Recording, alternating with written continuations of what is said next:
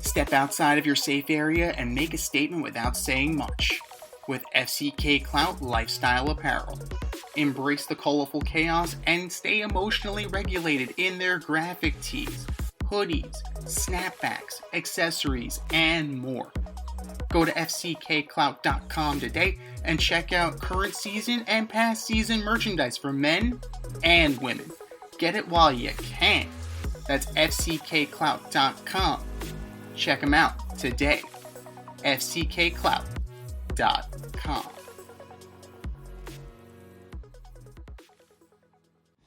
It's the In Route, where friends of the show get a special segment with us. Want to be part of the action? Want to be the newest member of the In Crowd? Well, you know what to do. Hit us up, faderoutemail@gmail.com, or slide in our DMs on IG at FadeRoutePodcast, or drop us a line on X at FadeRouteDNZ, and you could be next.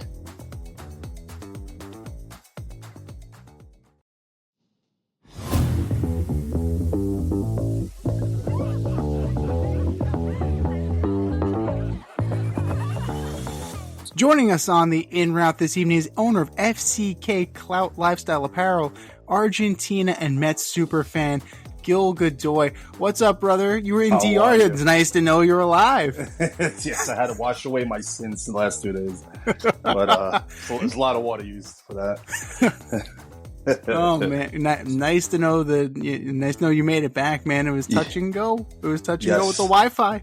You know, it was terrible out there. I'm surprised these hotels haven't figured it out yet.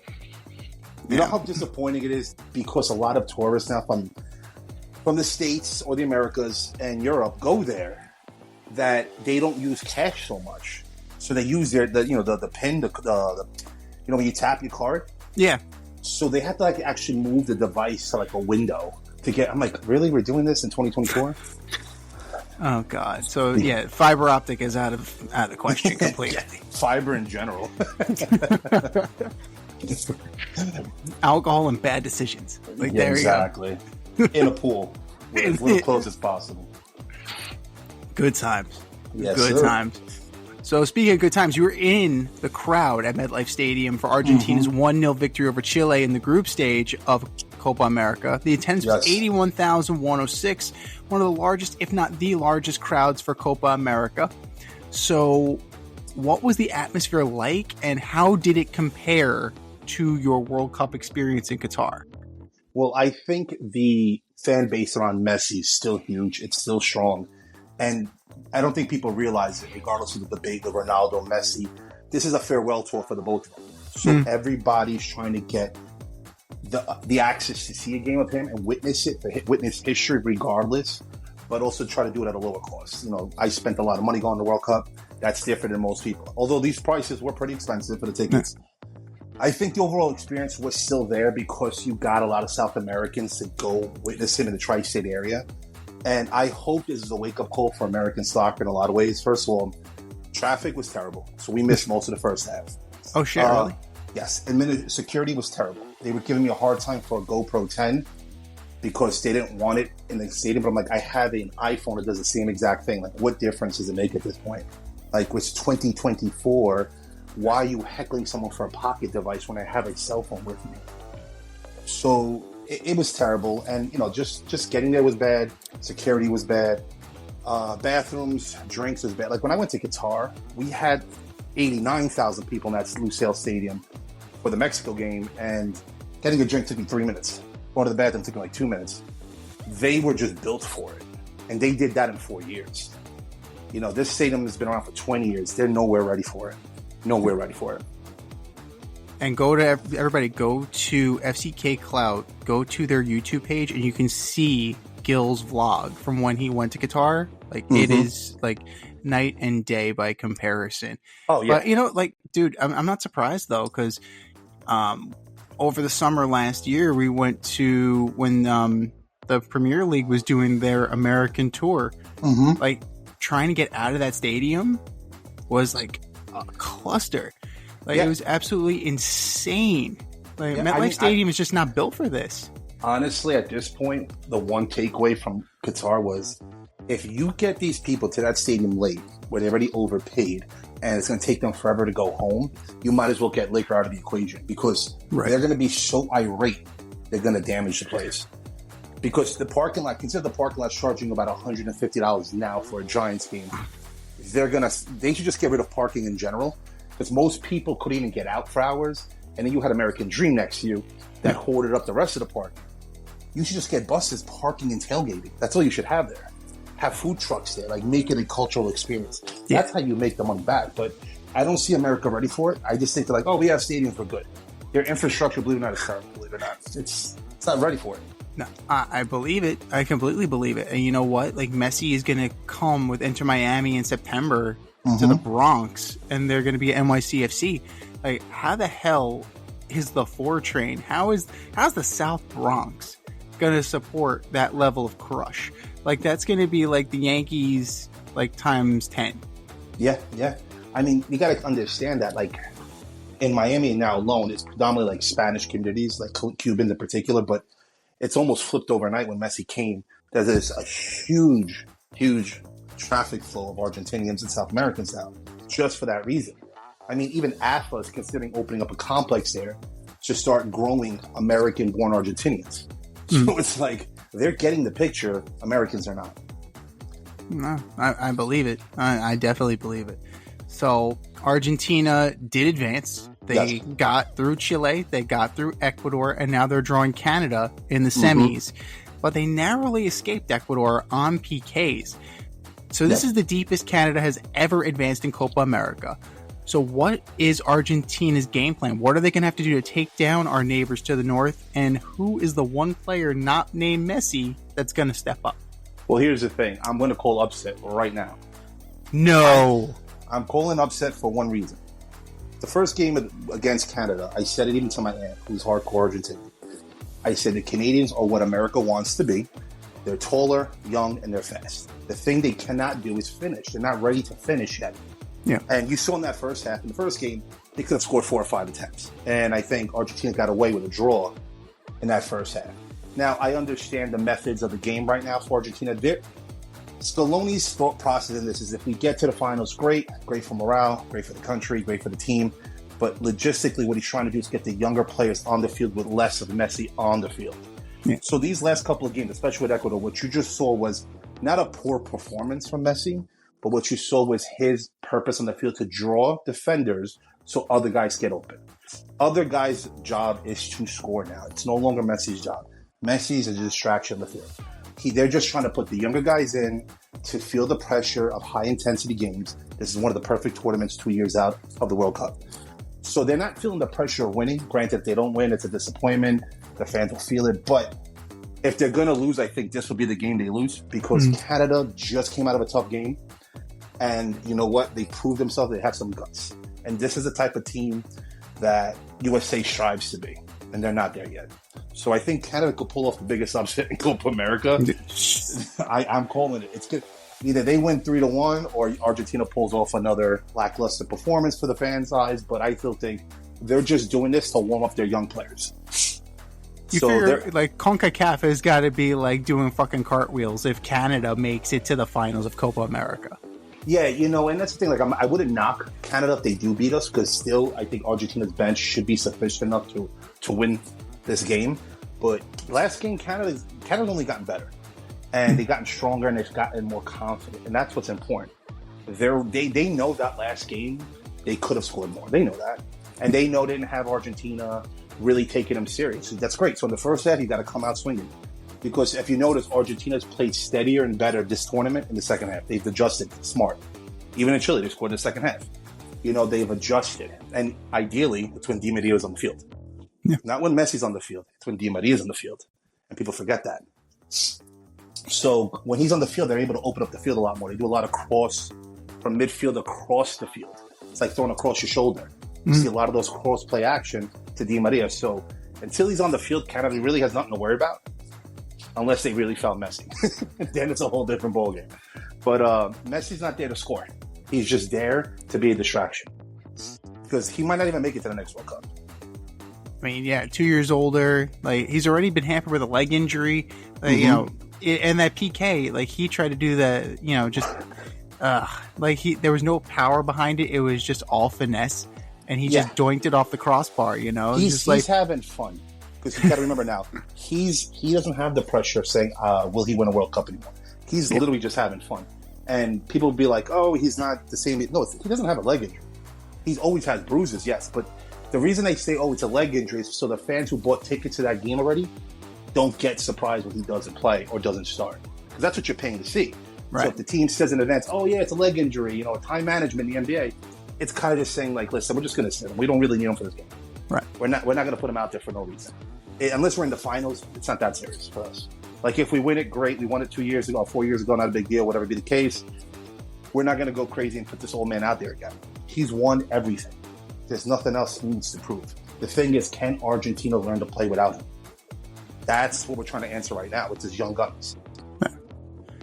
No, definitely. And like both Martinez's have showed it, like Lautaro and Lisandro, like Julian Alvarez has been pretty good. Like, there's a lot of power, there's a lot of firepower, and there's a lot of Premier League level talent on this team. So, you know, it's definitely like, it's something that it's going to be a hell of a match. Like, it will be. And I tell you, Canada's going to come out fast. They're going to come out fast, and they're going to play the ball high because the Argentinians are not as slow. And they just have to finish. They have to close the play down. And I can see an upset. I can definitely see an upset, and that would be the biggest one of the tournament. Well, one team that isn't moving on, and one team that can't be upset because they played like crap, is the U.S. men's national team. They bowed out early in this tournament after losing to both Panama and Uruguay. The Uruguay match was riddled with physicality, referee controversy, and a lack of killer instinct from the U.S. So what does the USMNT have to do in order to improve their squad in time for the World Cup 2026?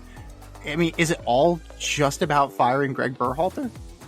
You see, it's not even that, because at the end of the day, the players still have to play. And the reality is this: you're playing on American soil, but you have no stripes. You have to earn them. You're playing a Uruguayan team that has 2 more stars than you, has been doing it for over 100 years. You know, and the last time you probably faced them with a competitive team was the first World Cup in 34, when the U.S. went to the quarterfinals. So it's no surprise that you can say, well, the refs did this. Yeah, there was a lot of bad calls. And this tournament is a lot of bad calls. Yeah. But you have not earned the Jordan rule or the Messi rule or the Ronaldo rule. Your team has not earned that. Pulisic, yeah, he's good, but Messi at that age was putting up 50 goals in a year. Oh, you know, so it's like what Ronaldo was doing. So USA has yet to earn their stripes. And the thing is, as mechanically good as that team looks at times, they're not instinctive. And I don't think people understand how important that is in soccer. Most of your best talent in soccer came from poor, violent environments. So instinctively, they had to learn how to survive in the street, make it to the stadium, and get back home safe. So you understand why a Messi, who grew up in Rosario, has that instinct to want to get out of his bad neighborhood. Or Ronaldo. Ronaldo lived in slums in Portugal's islands. Beckham, same thing. Rooney, Pele, these guys learned instinctively what to do. Now, what happens is if you times that by 11 or 10 other guys on the field, now you have a good team. You see, the Americans are so paid to play, they don't have instinct. They don't have IQ. Maybe one guy does, not all of them. So what they're not doing is that extra IQ pass. You see, when Argentina countered in one of their first 2 games off the sideline, I think it was the left side of the field, countered up the field, and about 3 passes and 2 headers and the chest pass, same they did with France, it's because they instinctively know what to do. They don't have to be told what to do. The only thing they have to be reminded is to not give up on the ball. Because sometimes they get a little lazy. When they feel they're dominant, they're going to get lazy. But America doesn't have that. America doesn't have kids from off the street, like Mighty Ducks. You know, when they pick them up off the street, they don't have those types of talent. They just have kids that know how to follow direction well. But that direction can only go so far when the coach is not physically on the field with you. And that's why I always say it. I said it in our last podcast, and I'll say it again. I said it to you. The last couple of World Cups we've enjoyed together is USA is always 20 to 25 years behind. Because don't forget, Messi's 5'5", and he runs through those teams. Yeah. These men are 6 feet tall, if not more, and they could barely put the ball in the net. But they expect the call when they haven't earned anything. Not going to happen. That's fair. And it's one of those things that now you have, like, this isn't the golden generation. I don't want to hear that this group is the golden generation. The golden generation has not been born yet. No. So, like, You had Lawless, you had Landon Donovan, you had Clint Dempsey, you had all those. They didn't win shit either. So you know what? Like, I can't even say that this generation is better than that team. Like, I got to say that, like, you know, and I'm with Alexi Lawless on this. Like, there's a lot of coddling, and they've improved the facilities, they've improved the transportation, they've improved the stature of the company. How much money do these players make per game, win or lose? The USA players. Yeah, about 10 times more than the women who've actually won something. Exactly. And how much do they get paid versus a Colombian player, right, or a Uruguayan player on the when they play a national game? Right. Think about the Escobars. You know, like, that dude fucking died. Like, nobody's killing a U.S. player if they fuck up. Yeah, she's exactly. Like, you get him next time. And you see, the thing was, he got killed at a bar because a fan yelled at him, and that's when it all came out. But the reality is, the USA players get paid hundreds of thousands of dollars per game, or tens of thousands of dollars. An Argentinian gets probably 60, and most of that is just donated back to either AFA or to the women's team or to a hospital in that country they're playing in. Yeah. You remember when Germany beat Argentina, they made in Brazil, all the players donated their money to one child that needed surgery. Like, they're not playing for the money. You see, the USA guys just pick up a paycheck that pays more than MLS. Yeah. That's it. And that's great. That's cute. But that's why they'll always be 25 years behind. They got to remove the pay-to-play mentality. No, it's true. Absolutely. There's that suburban mindset. And, like, the whole Gio Reyna thing with Claudio Reyna and Greg Berhalter is, like, it just shows you that sense of entitlement that, oh, my son doesn't get a chance to play. I mean, this is the highest level of soccer. And it's like, you're going to pull that shit now? Like, that petty, my son's not going to get to play, so I'm going to rat you out kind of thing? Like, that was just so petty and so stupid. It's not even funny. And, like, I get that, you know, this group of guys, right? I mean, you got Turner, who plays for Forest. You have McKinney, who last played for Leeds. Now he plays for Juventus. Now he's probably going to play, you know, he's probably going to, I think he's going to FC Cincinnati possibly. You have Pulisic, who plays in Serie A. You have multiple guys who play in the Premier League. And, you know, well, and I always have this conversation with my girl, with the boys. It's like, just because, you're on a Premier League team, that doesn't mean you're playing. Yeah. Right? Pulisic rode the fucking bench on Chelsea. Now, maybe that was Chelsea's fault, but still, he was a bench warmer on Chelsea. Like, Gio Reyna is a bench warmer on Forest. Matt Turner started the year as the keeper and got pulled. The only guy who's pulling starting minutes, the only two guys I think who are pulling starting minutes are Tim Ream on Fulham and Crystal Palace's Chris Richards. Are those the guys you're hanging your hat on? So, that, you know, Crystal Palace stinks. They think they were 11th this year, and Fulham was like 13th. So there you go. Like, that's the talent level that you're dealing with. You know, don't tell me about U.S. talent, because it's not there yet. It's not there. You could bring in any coach. You could bring in the greatest coaches in the world. The reality is, they don't understand how to play soccer instinctively. When I was young, I had Pele's brother come to Brooklyn, New York with Pele's mother in 3 convoy vans. Yeah. Unannounced.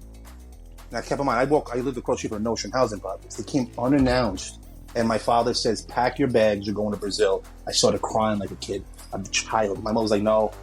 Long story short, I didn't end up going. The reality was, my father made an agreement with Pele's brother because they had worked on the board for the Cosmos in the 80s.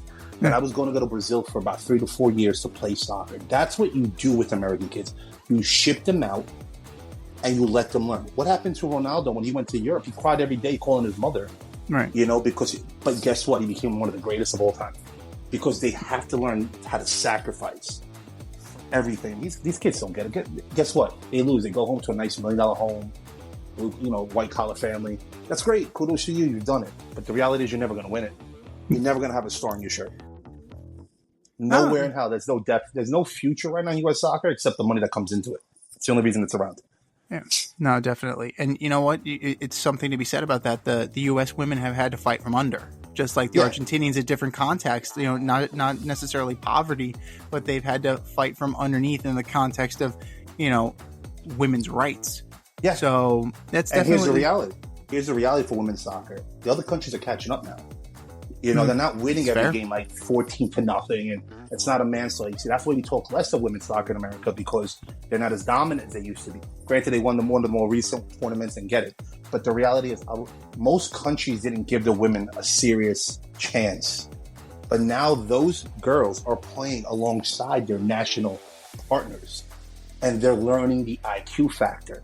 The Argentinians, the Brazilians, they're playing with their national men's counterparts. That's crazy because the U.S. women aren't doing that. And the thing is, they're not going to get any better with doing it anyway because these guys aren't as good IQ-wise. To sit there and play with Messi, be coached by, who was it? Who's coaching them right now? Higuain or whomever. Someone's coaching the women's team that used to play in Argentina. Like, that's insane resources. You don't, as long as you give me dirt, that's still insane resources. And that's the thing. Like, the technicality is going to be different now. These next couple of World Cups, you might see the trophies exchange a couple of hands and a few upsets. You know, but don't be surprised that if USA doesn't start dominating as well either, because they were great mechanically, but you're now encountering teams that are great instinctively and mechanically. So there's the lopsidedness for women's soccer. Yeah, and you know what? You're right. They're one of many fish now because you have Sweden, you have Japan, you have Brazil, you have Argentina, you have England. There are lots of powers that have caught up or if not surpassed U.S. women's soccer, but the men can only dream of that because, you know, they're resting on some kind of reputation that they haven't earned.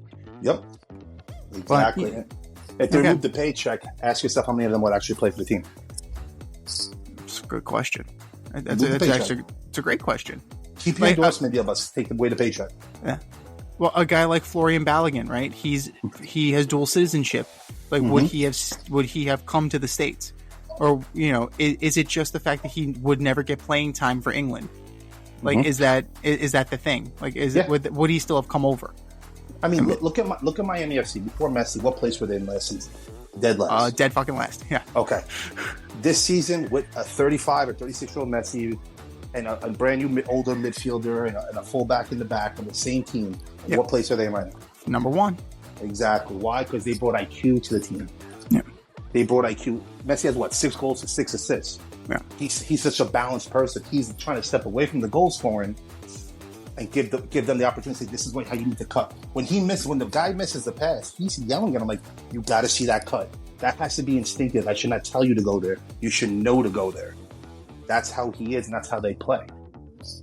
Right. And it's one of those things that you would think that with all of the influx of aging European talent, that would have happened in the MLS because you brought in David Beckham.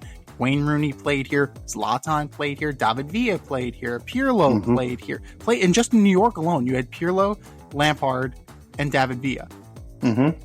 So, like, there has been plenty of European influence here, and it is still very, like, linear. You do get some instinctive play, like guys like Cucho Hernandez and Acosta, and like you have guys who are fluid.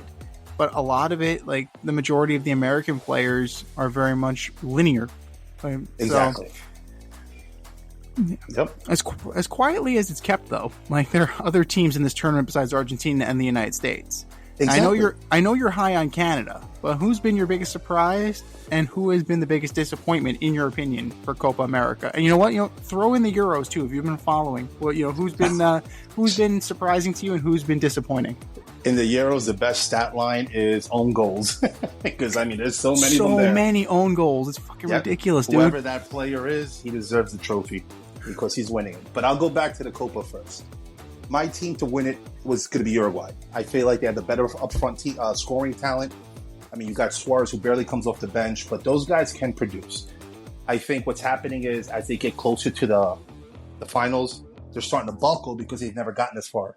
Right. It's fairly a lot of new faces within the last 8 years leading this team.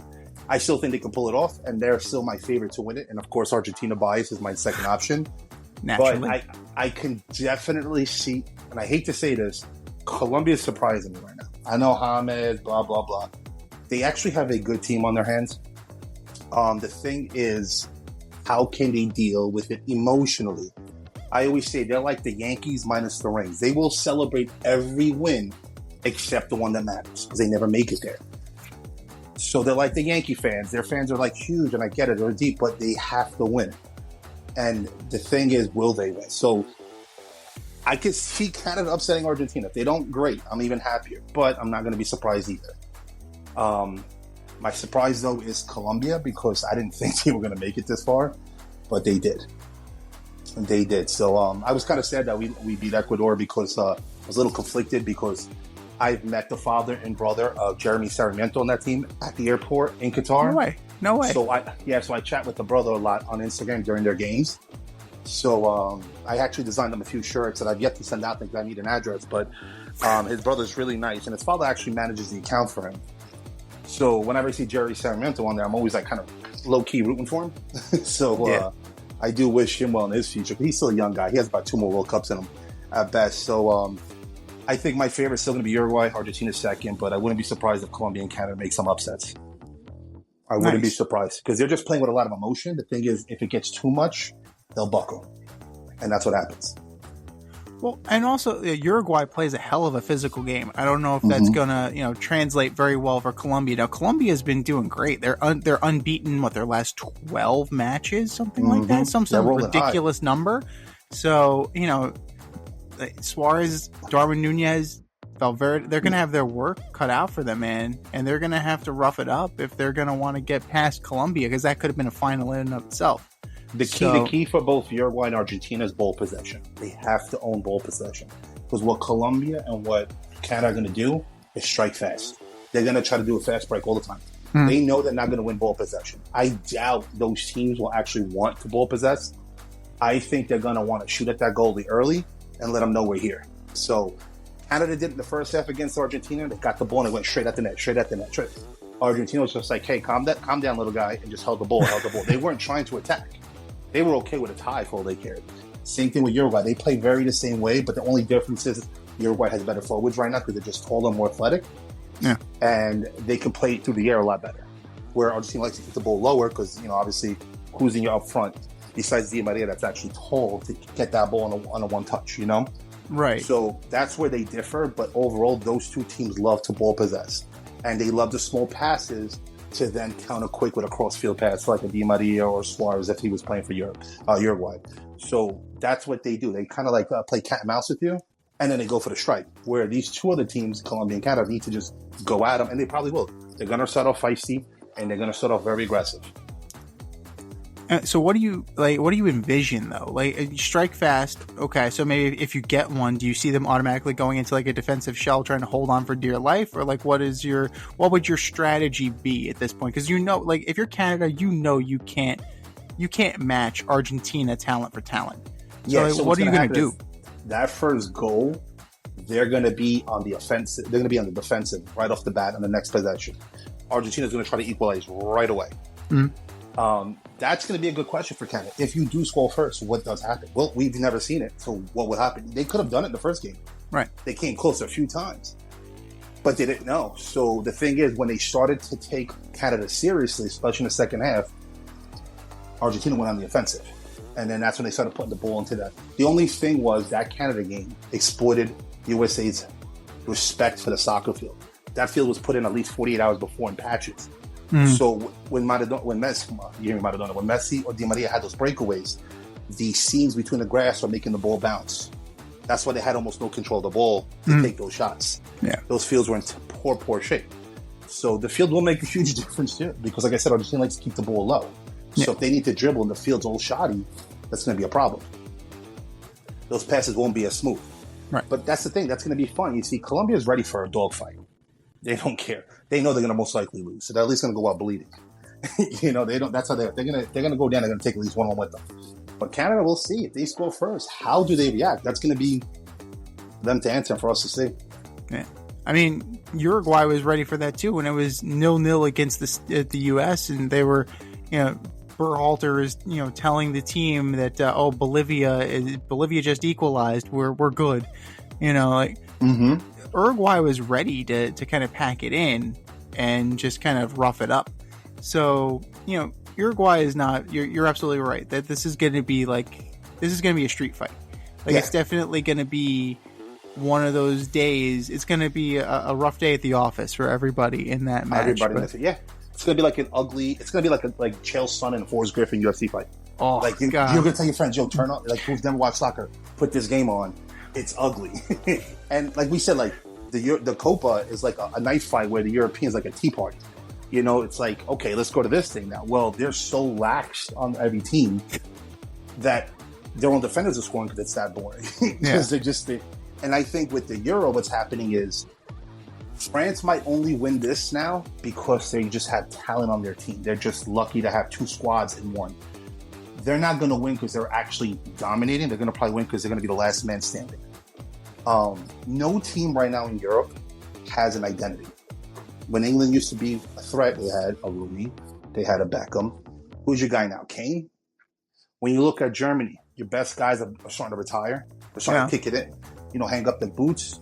So it's like, all right, yeah, we're tall, we're powerhouse, we're structured, but what is your identity on the field? Are you going to be midfield dominant? Are you going to be forward dominant? They don't have an identity. They don't know what game plan. You usually know what's going to come out of Germany. You just have to deal with it. And hopefully you come out on top. You don't have that right now with them. Germany was very disappointing. Yeah, and Spain, okay, yeah, we have some young guns. They're quick, they're fast. But you're getting deeper. So we're going to see what Spain's really about. Because they're relying too much on young talent. And if I hear that Lamine Yamal is only 17 again, like, dude, I get it. And that's the thing, like, they're getting fined because they're violating labor laws. Like, legit. Like, Spain is getting they're getting fined because he's 17, he's underage. Yeah. And it's just like he can't be working after 8 p.m. and all their matches are after 8 p.m. It's like the Olsen twins clause. Shit. Does he have a permission slip from his mom? Like, what the hell? Yeah, and the biggest thing about the Euro is, why is Belgium always top 5 in the world when they never get past like the quarters? Like, because they have Kevin De Bruyne. Like, that's it. Like, they have chocolate. That's all it is. Like, stop. Why are you always top 5? You're a disappointment. Outside of Holland, you're like the Buffalo Bills because you always get close enough but never win the damn thing. But so I think in a lot of teams in Europe, Italy, so disappointing. You won the last Euro, didn't make the World Cup, and now you're just like getting booted out of this damn thing. Like, you're not even trying anymore. But Italy doesn't have a striker though. Italy doesn't even have the defense. Italy doesn't have nothing. They got nothing because they have no identity. They need a person with a pair of balls to say, each team has to say, this is what we're going to be founded. This is what we're going to recruit talent based off of. This is what we're going to do. These teams got so comfortable thinking, oh, we have a Balotelli, or we have a Rooney, or we have this guy. And then we'll just build around it. That soccer's not like that no more. No. And that's what's happening in Europe. Nobody has an identity. It just happens to be that France is just not playing good enough, but doing enough to win. That's literally all it is. So they might just pull it off with their eyes closed because half of Europe, and they say, oh, Europe suffered. It really isn't. It really isn't. I think it's, to me, like the European leagues, the club teams are like college football. They're always stacked. But when you separate them, put them on their respective countries, now you got yourself a tournament. You're like, wait, so if you're that good, why do you struggle with South American teams? Why you got your hands full with Japan or South Korea? Why all of a sudden you can't beat Morocco? It's a valid question. If you're so dominant of a region, you're struggling with these African nations or these subpar South American nations, but you're so dominant, right?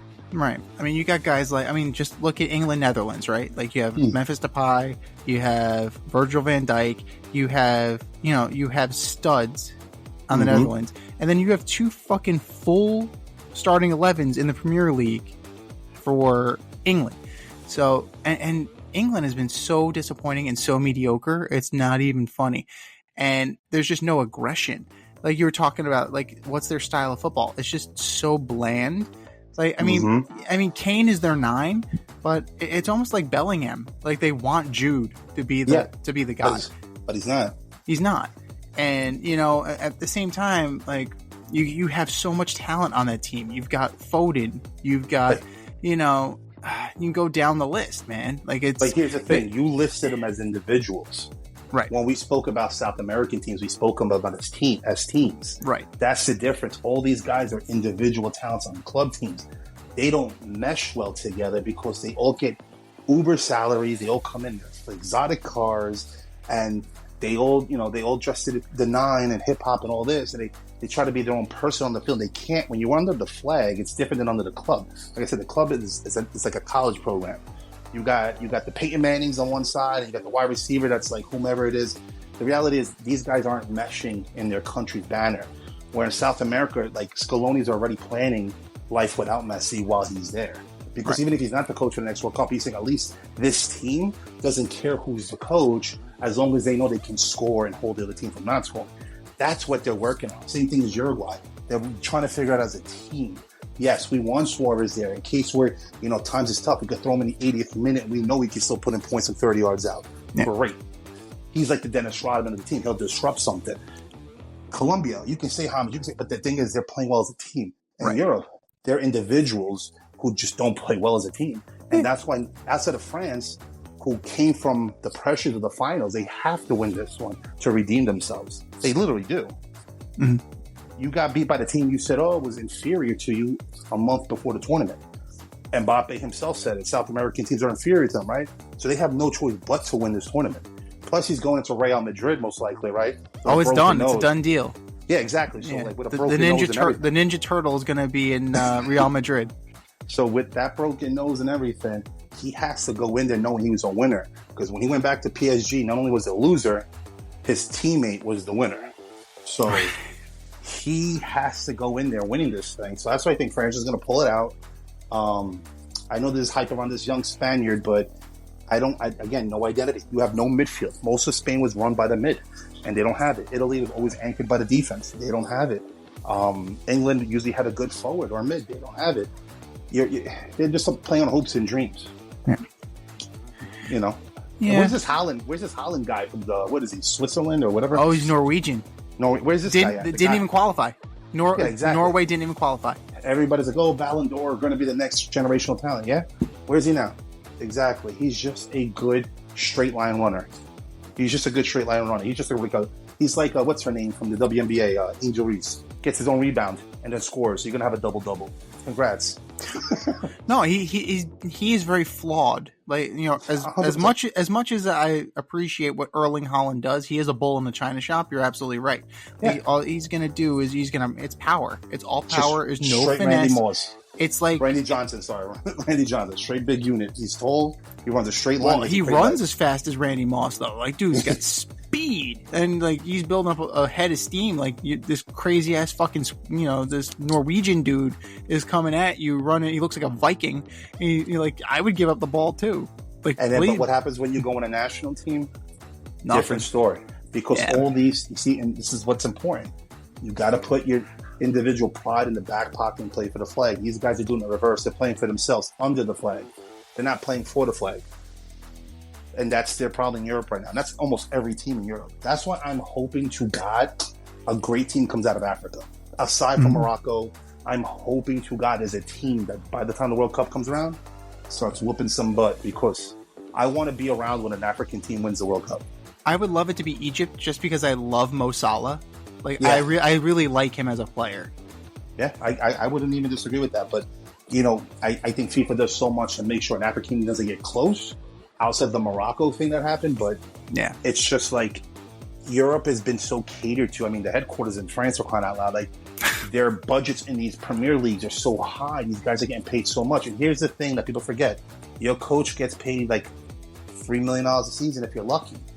But your man is making $50 to $60 million a season. Most of your team is getting multiple that what you're getting. Your worst player is probably getting $10 million. How do you control that on the field? My father used to tell me that all the time. How do you, as a coach, overcome that? You can't. It's hard. It's very hard. That's why a lot of the same teams win, because it's just a pure talent and recruitment. How many countries have actually won the World Cup? I think it's like 8 now. Yeah, it hasn't been that many. It's still single digits. Yeah. So the reality is these coaches don't know, because they only deal with them for a short period of time because they play so many club games. But that's why, like Central and South Americans, when we get the national flag on their backs, we're like rooting for them a million, because we know that's a big, big deal. And those guys don't forget where they come from. So that's another thing.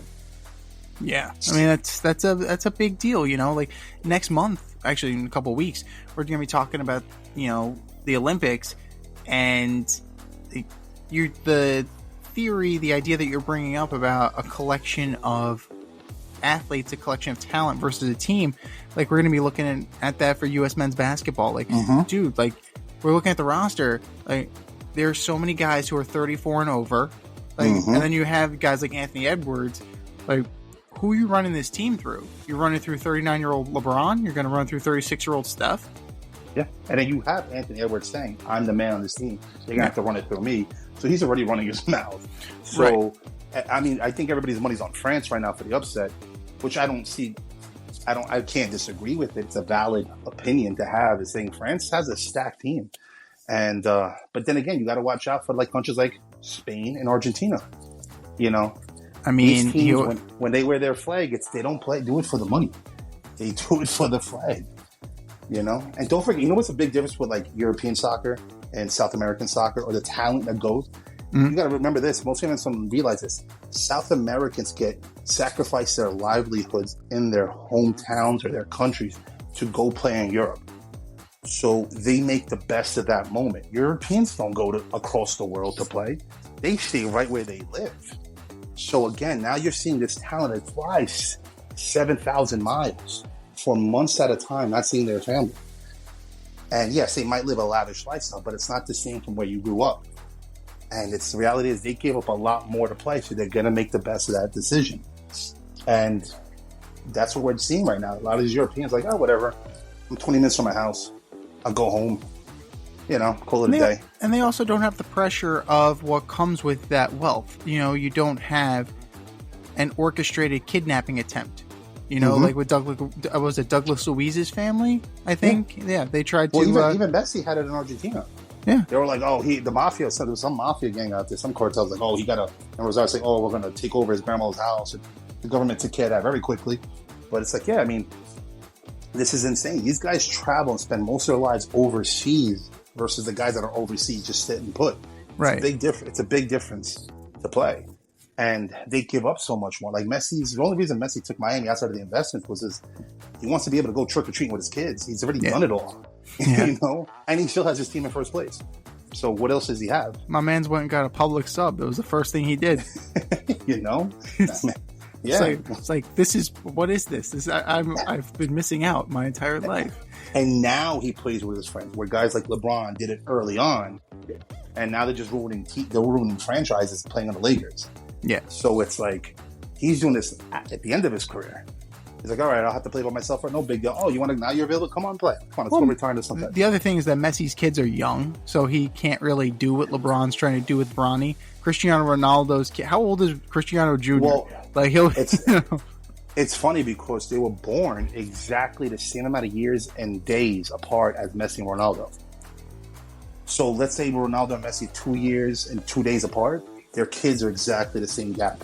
That's weird. That's what I read somewhere. I was like, that's so insane. Fucking weird. The timing of that is so unreal. It's like, oh, you got to have a kid? I got to have to have a kid. If Beckham is smart, he'll somehow. Because I read this somewhere, but I don't know how true it was. It was just like he was trying to negotiate Ronaldo first season, and I'm like, honestly, shit. I'm surprised FIFA hasn't figured out a way to put them both on the team where they can say, Ronaldo, you pick half the squad, Messi, you pick half the squad, and you just play the best of the world that remain and just do a world tour. Like, do the best of each country that you go play in. Because it's like, what kid in the last 30 years, 40, does not want to see them at least on the same team? You know how many goals Messi would give Ronaldo? Like, that's the best John Stockton, Karl Malone tangent we would ever have on the team. But we're never going to see it. We're never going to see it because of ego. And I can't really say whose ego. Because, I mean, Messi's got an ego. Like, he's a selfless player, but dude's got an ego. He's quiet about it. But I think it's not even about the money for Messi. I just think he doesn't want to make it all about Ronaldo. You know, it's just like, hey, listen, just make it an equal thing. Make it about the game. But yeah, I don't want to play with you unless you're willing to play with me. Like, this is something where they got to negotiate face to face. Yeah. You know, it's not going to be like a Zoom. You know, I mean, they didn't even do the Louis Vuitton ad together. They were CGI together. Like, and again, it's because the build up to the World Cup. But if they're like, Ronaldo, we'll give you $100 million, Messi will give you $100 million, and like another $100 million to any foundation, and even charge it for the stream on like the Zone or whatever it's called. Like, what fan wouldn't pay to see that? What fan wouldn't pay $1,000 for a ticket to be in the stadium when that took place? Yeah. That's why I'm like, do it now, man. Just get it over with. Just one game or maybe the best of three. Who cares? I'll put them on the same team. But yeah, we might never see that. And I don't understand how FIFA, who wants to price gouge everybody, doesn't do that already. It's got to be ego, man. I mean, I'm sure that I'm sure they've thought of it. I'm sure this was an idea, like the barnstorming. I'm sure like they would happily do that. MLS, when it launched, I'll never forget this. The All-Star game of the very first MLS season was in the old Giant Stadium. I went to it. I had somewhere in my, basketball card collection. I had probably saw the tickets. And the second part of the doubleheader was Brazil against the world. And that squad was, you had Batistuta, Zanetti. You had real players on that team. And that was, I think, a 6-4 game, if I'm not mistaken. I think it was 8-12 goals in that game. And Brazil did win. But I'm just saying, like, they pulled that off. And all those guys put their egos aside to come to the United States to play that game in an MLS inaugural season. And you're talking about Brazil's stacked team against a stacked U.S. world team. It wasn't like a bunch of no-names. It wasn't just like you and I and that. No. They were real players on that team. And they went at it. They fairly went at it. It wasn't like the NBA All-Star games, like, oh, you can run by me and shoot a goal for 20. No. You had to earn it. No, that's the thing about soccer. Like the MLS All-Star game's coming up, and they're going to play a legit game against the Liga MAX. And we're going to, they're probably going to get their asses kicked. But, like, they play a legit game. There's no, like, goofing around when soccer games, when they happen. Like, there's none of that. It's not the Pro Bowl, Yeah. Like, none of that shit. Like, the only time you saw that antic was when the MLS All-Star game, where it was Jorge Campos ran the ball up to, like, 3/4 of the field and took a shot on net. But that's kind of that was his thing. He actually played forward in Mexico before they put him as a keeper during a game, and he became really good at it. He knows how to play with the ball. So he brought that ball like 3/4 of the field, took a shot, and ran all the way back. That's the only time you would see an antic, but he had to earn that movement. It's not like they just gave it to him. Right. I don't know. Like, you would think, like, if there was enough money, they would have figured it out by now. Shit. Like, I mean, Saudi tried it. Saudi could not find Messi's number. No, you know what it was? I think it was more of a cultural comfort for Messi. His family wanted to be somewhere they felt comfortable that wasn't so, like, his wife doesn't want to be banned to wearing, like, certain outfits, and his kids don't know the language. And, they already just spent their whole lives in Barcelona. So really for him is either go back to Argentina or go somewhere that can kind of meet in the middle. And to be honest with you, Miami is perfectly situated. Timing couldn't have been better. The neighborhood couldn't have been more perfect. Tax-wise, even too. Don't forget taxes. Yeah. You could have gone to Cali, but those taxes are brutal. They're just as worse as New York. And how long is this flight to Argentina? Probably 10 hours. How much would it have been from around the world? 25 to... Yeah. Even on a private jet, you'd have to have a layover, most likely. And, you've been doing it for 30-something years. You want to keep doing that? No. You want to be able to get on a plane and be somewhere in 10 hours, go home. Go to your real home, your original home. Right. That's why his wife said, this makes more sense. We could fly our family up here, and U.S. is not going to give us a problem. We could fly our family back, or we can go back. Nobody's going to give us a problem. But to do that, one flight, 30 hours? Nah. In the air, you know what it is to be in a plane for 30 hours? Absurd.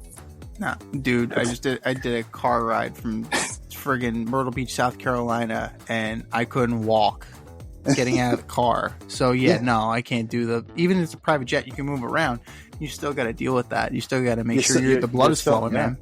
Yeah, you're still in a confined space. Like when I flew from Chicago to Abu Dhabi, that was 18 hours, I think. Yeah, the seats were a little more bigger, but they were nothing dramatic. Like I had to literally walk the length of the plane every few hours after a nap, just because I needed to stretch. Like, Messi don't want to do that no more. No, plus the abuse in his body, it would be terrible. But you see, where does Ronaldo live originally to where Saudi Arabia is? A lot closer. Right. That's probably, an 8-hour flight? To Portugal? Yeah, I think so. Yeah, so that's the thing. Like, for Messi, that's really out of his scope of things. So that's why it made a lot of sense. And like I said, his money's not coming up front, it's coming through investment. So it's like good for him. I mean, he doesn't have to really work. I mean, he definitely has cash in a bank account, so it's not like really a big deal for him. True. I mean, Michelob, Lay's, like he's got endorsements coming in. If he hopefully he never touches drugs like Maradona, but what people don't realize is when he walks in Argentina, they give him stuff he's never got to pay in his life, nor his kids. So it's like, the government's going to give him a house most likely. They're going to make him put him on a coin or something. So it is what it is. You know, they cherish Maradona. He was a drug user to the last days of his soccer life, and they still loved him. So this guy's even cleaner than that. So of course they're going to give him anything he wants. He's earned That's it. the thing. That's why it wasn't just the money. What Saudi Arabia wants to do was create the UFC of all sports. They wanted to have all their best remainings dogfight it out and make it like a cockfight, but for soccer. Benzema over there, Ronaldo over there, Messi over there, Neymar over here, and let's just go at it every few days. But that's not really soccer. That's just dogfighting. That's great. Yeah, I'll watch it every once in a while, but I'm not going to watch it all season long. Cristiano Ronaldo had 50-something goals against plumbers and guys who were probably paid not to touch him. Yeah. That's the scary part. You know, some of these guys probably had to pull back on their talent for him to shine. And I'm not saying it was like a lot easier, but then again, we don't know. We don't know how Saudi Arabia reacts, you know? We don't. So it's just like, you know, MLS is just an equal talented league, I would say. Put them in the same tier. But at least he's doing something for himself. Ronaldo, I don't think he was happy with his Saudi move. I mean, they had to change living laws for him and his girlfriend, not wife. Just for the Sharia laws or whatever laws they have out there. Yeah. They literally had to amend some just for him to be there, which is absurd. Good, but weird at the same time. Yeah, I mean, it's definitely a culture shock. So you wonder how many of these guys are going to stay long term. Probably none of them. I mean, I think like Riyad Mahrez went over there, but I believe he's Muslim. So it's one of those things that, okay, like he can acclimate to Saudi because he's already Muslim. He already understands Sharia law. He understands, the ins and outs of that to some degree. Not that he agreed. Maybe I don't know him personally. I don't know if he is more, conservative, more liberal on his things, but he understands them. Like to have a guy like Karim Benzema just be like, okay, I'm here now, or like a guy like Henderson, Jordan Henderson. Just like, here, I'm just going to go from the Premier League. This is going to be awesome. 6 months, he's like, get me the fuck out of here. Yeah, I mean, look at Neymar. I mean, Neymar, they wanted him so bad because they missed out on Messi that they were paying this guy his salary, whatever that number was again, I forgot. On top of having 2 mansions and 1 luxury sedan, 1 SUV, and 1 sports car, plus a house for his entourage and maid service. And for every post he made on Instagram about Saudi Arabia and a positive life, he got paid $800,000. So you're telling me this league is so good that you have to force this guy per posting of Instagram? Right. Like, that's crazy. I mean, I would do it.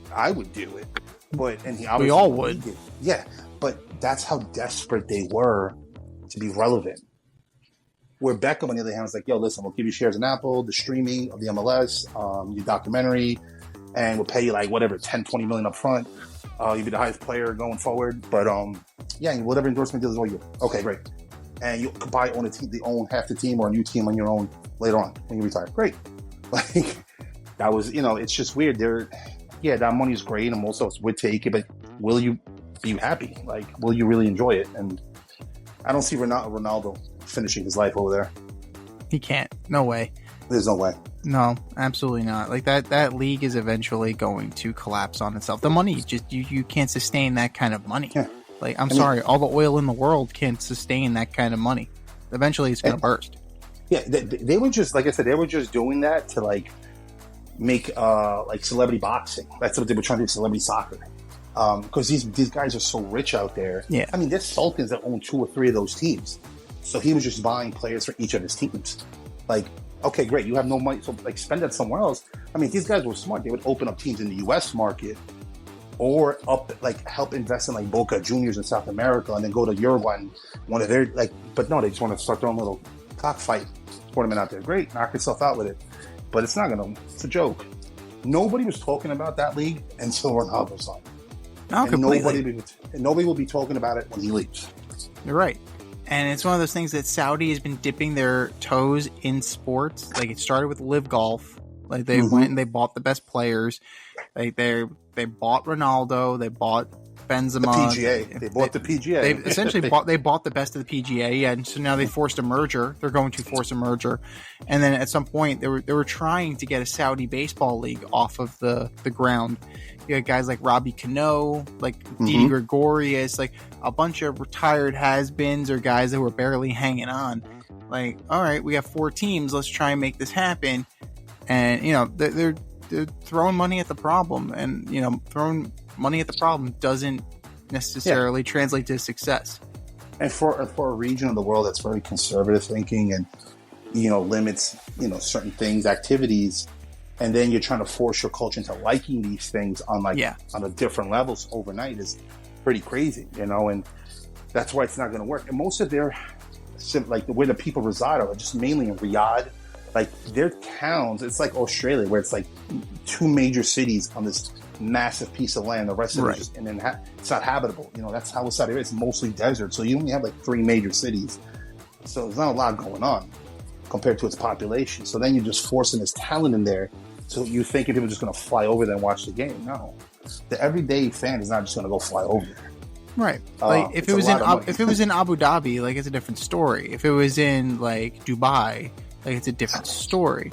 Should they host a World Cup? Absolutely. That would be crazy. But that's the thing. Like that's what they should have done. Host, petition for the next one. But that's already a mess and a half. The 100-year anniversary one after this one is a mess. But yeah. I mean, so we'll get you out here on this one. Speaking of a mess, we'll get you out here on this one as we move to baseball. So the Mets have come back to life. They're 1 game under 500. They're in the thick of the National League wildcard race.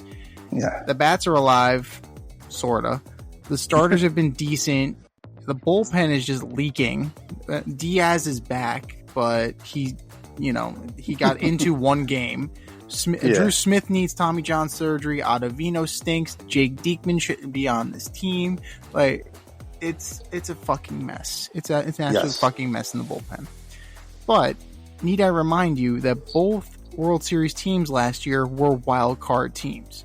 So I'm saying there's a chance. Yep. If you're David Stearns, if you're the GM of the New York Mets, are you staying in this thing or are you punting on the season? Staying in it, 100%. And I would normally not say that as a Mets fan or a Knicks fan or a Giants fan. But I was saying it. And here's why. Because you know what? If they get close to it or keep this momentum going, there'll be bumps in the road on the way there. That can lure other players to want to be part of that going into next season. It's like the Knicks right now. Players actually want to come back, Yeah. And the thing is, we finally have an ownership that's willing to pay. Last year wasn't the owner's fault. He spent up $500 million overnight. So we have a guy willing and wanting to win and show his fans that. So if we have a team that's still willing to grind it out, trading some of these assets I don't think is worth it. Showing a little bit of loyalty to, like, let's say, Alfonso and seeing what the market looks like. Say, listen, we're loyal. We got a fight in us. You want to be part of it. Even if they don't win the World Series or make the playoffs, they can take that into the offseason and sell that. Because if they start unloading now, who's going to want to play here next year on a rebuild? Right. Nobody. Anybody that's going to be available is not going to want to play on this team. Even doesn't matter how much money we throw at them because we're still going to get hit with tax. But they'll forget the tax part if we have a team with some fight in them. You see, the Knicks have fight in them. People want to play with us. Yeah. Oh, speaking of which, what do you think of the Mikal Bridges trade? A lot of first-round picks, but then the market's kind of dry. And you know what? These next few drafts, outside of the kid on the dream team right now, that committed to Duke, there's no big names, no like generational talent, quote unquote. So it's like giving up those draft picks isn't really so bad right now, because can you name a top prospect for the next draft next year? No. Can you? Exactly. And outside of maybe the 2000 draft or the 2010 draft, like that were like primarily all busts except for what's the name, Kenyon Martin's year. Like, where are these players going to go? I mean, its 55th pick was LeBron James' son this year. So giving up those picks, hey, listen, if I'm going to give up all those picks for one guy that A's an Iron Man, jinx, no jinx, that he doesn't get hurt now in the Knicks, but he's played with 3 other guys. Yeah. Why not? Just get it over with, figure it out. At least the Knicks are trying this year. Where every year it's like rebuild. Oh, we're stuck with Carmelo because we give up 48 draft picks and a team, and all those players won rings somewhere else. Where here it's like, hey, Give it up. Because you know what's going to happen? These guys are going to play hard and lose again. Unless we can trade them at their best. That's fine. You know what? I'll take that. And I don't care about the coach runs them to the ground. So what? They're getting paid. They want to play. And they want to play hurt. Kudos to that. I don't do this time management nonsense. No. I don't believe in that. You're going to pay me $40 million a year. I'm going to play 82 games as best as I can. Totally. I mean, it definitely, but lest we forget, they finished second in the East this year, and they probably, they're a Jalen Brunson fractured hand away from being in the Eastern Conference Finals against the Celtics. And all they did was inflate the price of everybody else that's on the free agent market that every other team that has to take that paycheck to the face, like Paul George, absurd. But that's great because the Knicks got a younger guy. Right. Listen, we thought $20 million a year for Jalen Brunson was over. That guy's worth 40 at this point. Give him 50, knock himself out. But going back to the Mets, I would actually keep pushing to the end, till the wheels fall off.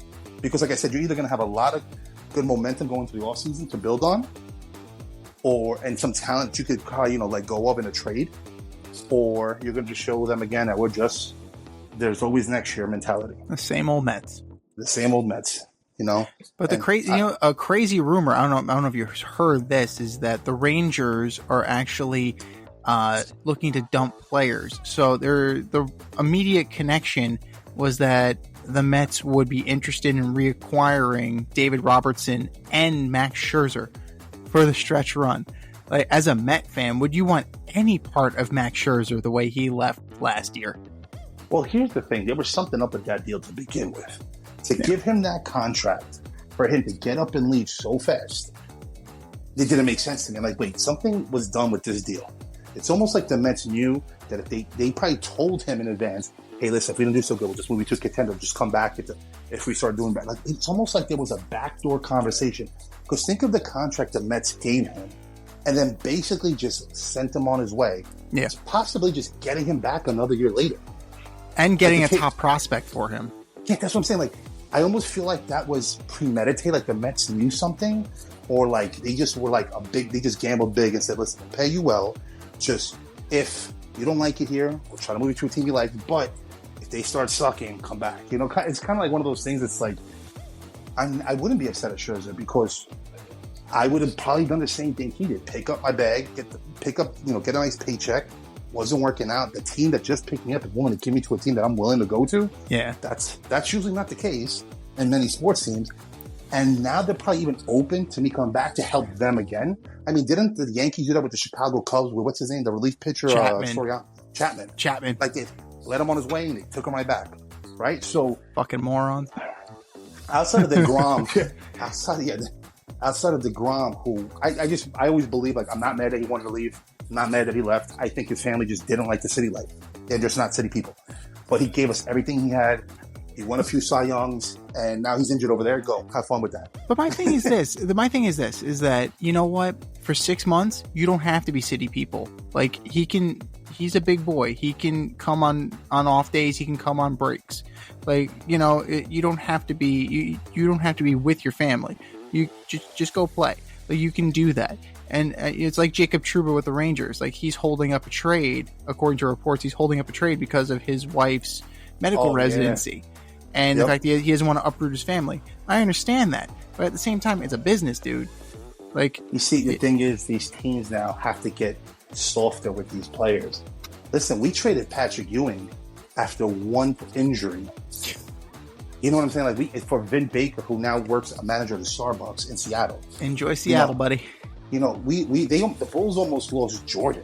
And it's crazy for Tony Kukoc, who wasn't even in the country yet until '92. So those teams were that generation was very cutthroat. This generation of management isn't so much, and that's what happens. Listen, I get CBAs and all collective bargaining agreement areas, but the reality is it is a business, and you are a commodity to that business. Your say isn't as much in my decision making as much as my money is, because I'm investing in you to put that investment out there for the people who invest in us, which are the fans. You want to start being a whiner, I should be able to pull back money then, because the fans don't want to see you no more. Right. If you're going to sit there on the bench until your wife's job gets relocated, that's great, but I shouldn't pay you as much. You see, we've gotten away from like the incentives of contracts. I think the NFL is the biggest culprit of this. We're giving the Tony Romos and the Dak Prescotts these major contracts so they throw fantasy football numbers during the regular season. But how many rings have you gotten me lately? Right. But we're going to pay you $40 million a year? That's absurd. Those types of contracts have loosened. And then obviously the era of LeBron James playing with his best friends, all these new players think they can do that now. When a team's offering them the bag, they think now they can make other types of decisions. But you're a part of a generation like I am, where it's like, no, go, bye. It's this idea of like players needing to have say on free agency, having say on coaching decisions. You're the player. You're not management. Mm-hmm. You're the talent. Like, talent and management should not be the same. Look at Bill Belichick when he was the coach and the GM. When he ran it into the ground as the GM. And look at Mbappe with PSG. They were giving him team decision-making abilities that ruined his relationship with Neymar, who at once he said he idled until that relationship went sour because of his leadership of the Met team that they gave him. And then all of a sudden his idol is Ronaldo.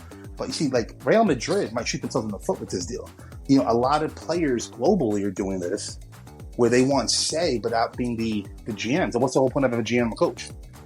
You know, at this point, LeBron should have been the coach. Well, that's what they're saying with JJ Redick, is that he is the coach and he's just going to, like, JJ Redick is his avatar. Yeah, exactly. It's like, oh, we saw the podcast. Oh, by the way, he's now our coach. And we drafted my son. And I'm sleeping with his mom. So I'm the first player, I'm the greatest player in history that sleeps with a player and the coaches. You know, tables are reversed. That guy slept with my mom in Cleveland. Now I'm going to sleep with this kid's mom. Right. Think about that. Like, these players' power. I'm just throwing the irony in there, but it's just weird that in this generation of sports, you're seeing more emotional decision making versus business decision making, and that's what you get now. You get the result of that.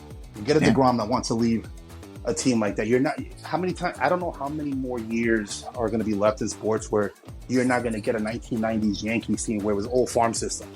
Right. Versus I have to buy you for 3 years. Hopefully you don't throw a hissy fit, and I don't have to trade you because you're pouting in the bench. Where the Yankees had Derek Jeter for how many years? For Mariano Rivera for how many years? I mean, who was it? Tino Martinez and Paul O'Neill and Don Mattingly. Like, the list goes on and on. But we're also, like, nobody wants to stick it out anymore. The moment it gets tough or the moment, like, things turn, get me the fuck out of here. Like, look at Stephon Diggs in Buffalo. Stephon Diggs knows that they're going to be bad this year, so he's like, get me the hell out of here. Like, yeah, I'm not dealing with this. That's what you're seeing in all sports everywhere. You're getting the Mbappe, the LeBrons, the DeGroms. You're getting them all, and you're going to see it a lot more as we get older and these players get younger because the teams are letting them get away with it. It's literally part of the CBAs. Yeah, where they get to decide what teams. They have to write down the list. Like, it's a writer for a podcast. Like, yeah, I'll be on your podcast. You just got to make sure I have white M&Ms and white flowers. Like, no, like, either you're on it, you're in it, or you're not. That's it. It's true. And like, the old school mentality doesn't really work, and you have to reinvent yourself. Like, that's why Tibbs is working right now. Like, Tibbs was a hard ass in Chicago. Mm-hmm. Like, and now he has players that want to be coached that way, but he also has softened. Like, look at Tom Coughlin. Tom Coughlin had to have a major reality check. Oh my God, yeah. Because everybody's feelings were hurt because he was saying mean words, and it's like, here we are. We're now in a generation where everything has to be PC, coddled, but I still need you to be at your best. We don't even know what some of these players can do at their best because they're not performing at their best. They don't know what they can do at their best because they've never been pushed. Yeah, they've never been pushed to the edge.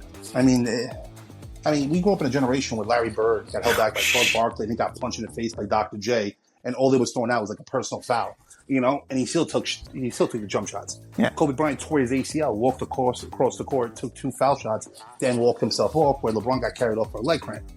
Two different things, like 2 different generations. No, completely.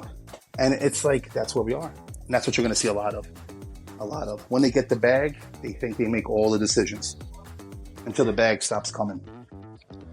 You're right. You're absolutely right. And you know what? If you're the Mets, like, maybe it gives you some pause, but at the same time, like, who you're dealing with. With Scherzer, you've kind of negotiated with him before, so like maybe it becomes a little easier of a pill to swallow, except the fact that he's going to have dead arm in September. Like you already know he's damaged goods. So it's really, you're getting David Robertson.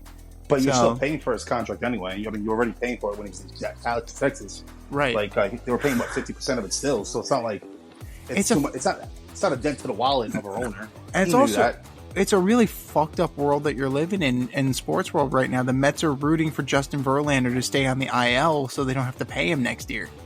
Like it's a weird it's a weird scenario, man. Like he has to hit a certain innings threshold or the Mets have to pay. So like you take your sweet time, Justin. Like exactly. How's Upton doing? Exactly. Go spend some time with your wife. Like just go chill, dude. If you don't, I will. Basically. Oh my God. Yeah, I mean like I said, that's the world we're living in. You get the bag, and then you start crying. Yep. Well, the one thing we don't have to worry about is you're not going to be crying, and nope, not at all. So you got FCK Clout. What's going on with that? Like, what can we expect to see in the future? What do you got in the works for us? Hopefully, some lawsuits, some cease and desist orders on creative designs that are dropping soon that are trademark infringing on certain companies. Like I did the Bass Pro Shop logo. Oh shit! Really? I put the FCKclout.com instead of Bass Pro Shop, and I put a hook through the fish's mouth so I can interfere with likeness. But I'm gonna start branding I'm gonna start attacking some brands and sell my product at a cheaper price, and hopefully people pick up on it. That it gets me the notoriety to get me the blue badge.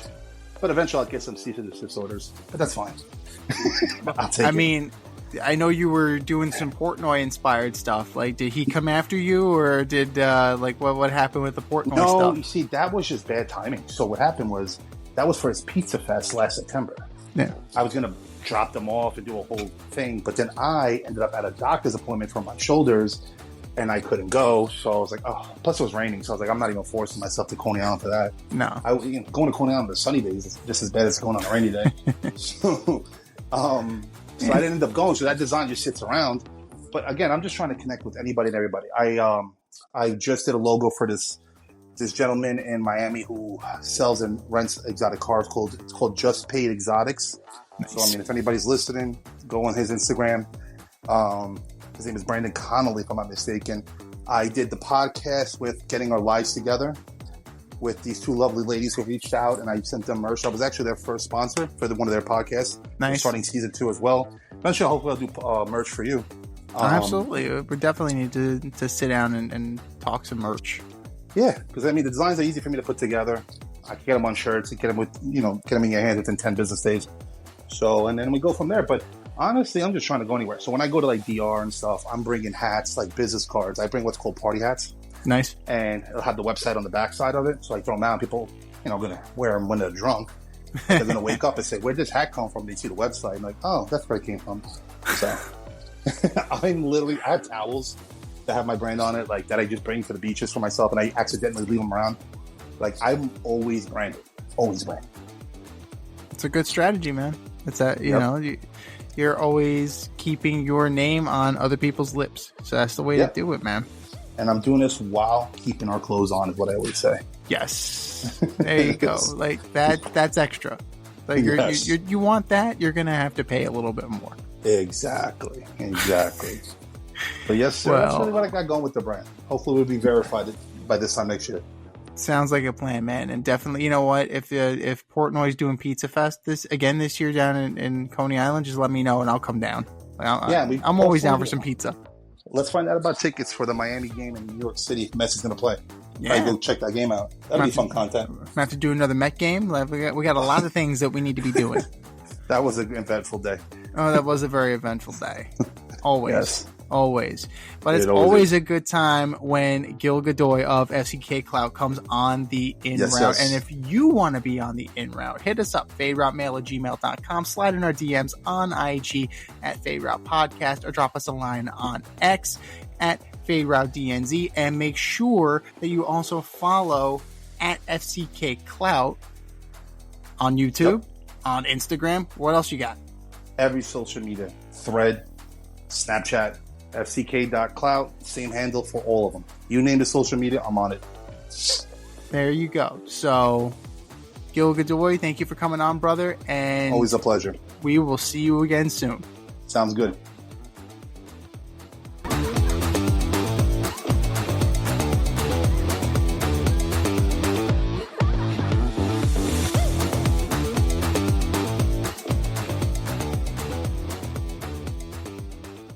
Thanks for listening to this episode of our podcast. If you liked what you heard and you want to hear more, be sure to like and subscribe on your favorite podcast platform. Leave us a review, rate us 5 stars, turn on subscription notifications, and share on social media. Tell your friends and spread the word.